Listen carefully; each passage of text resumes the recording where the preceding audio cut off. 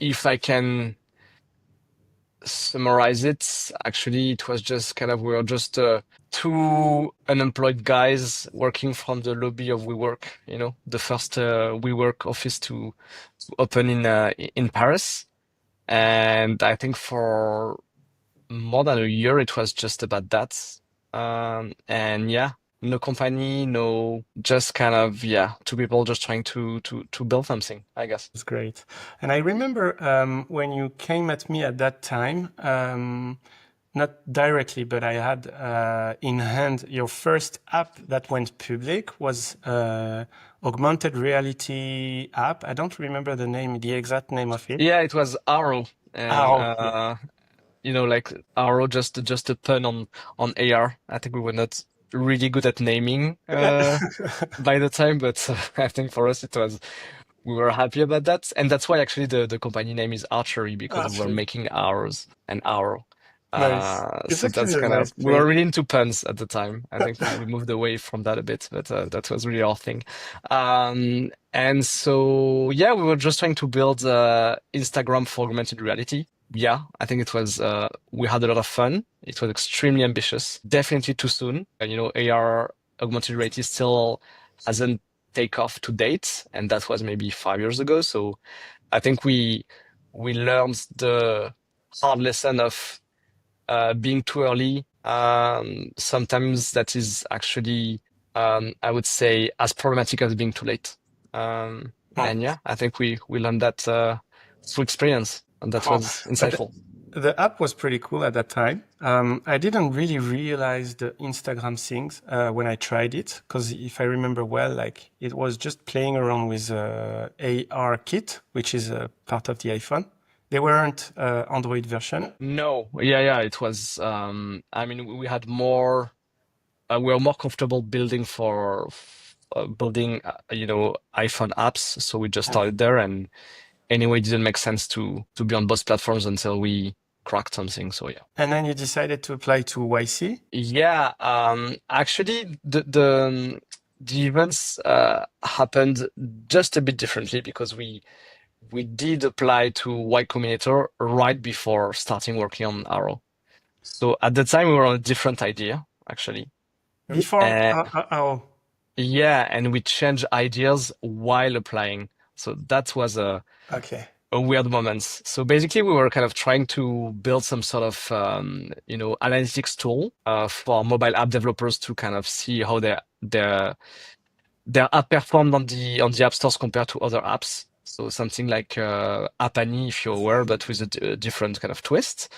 And so we did apply to that accelerator with this idea. And Um, you were accepted with this ID. we made it to the first kind of interview with this idea, but what happened is that in the meantime, we kind of dropped this idea and started working on this AR thingy. And Okay. so when the interview came, we were like, okay, what should we do? Should we actually present the previous idea we're not willing to work on, just for the sake of being accepted and being kind of consistent with our application? Or should we be kind of truthful and just say, okay, we just, change ideas, we pivoted and that's what we do now. And I think it's a common theme in our journey with my co-founder is that we are unable, I would say, to lie to other people and to ourselves and to kind of work on something that we're not passionate about. So at the very start on the interview, like that started by us saying like, actually, we're not working on this anymore. And we thought we would get maybe rejected or that would be kind of a deal breaker. And actually the interviewer at the time that, whose name was Gustav, that, actually became our partner and was very helpful, to this date. Um, he actually didn't kind of, budge and just ask kind of, okay, what's that new idea about that we actually started working maybe 5 days on before. And what happened is like, luckily for us, we had a demo video. Like we managed to kind of make a prototype and do some sort of screen recording of what happened. And so we had a YouTube video, I remember, of basically kind of a 3D text flying around that WeWork, main space.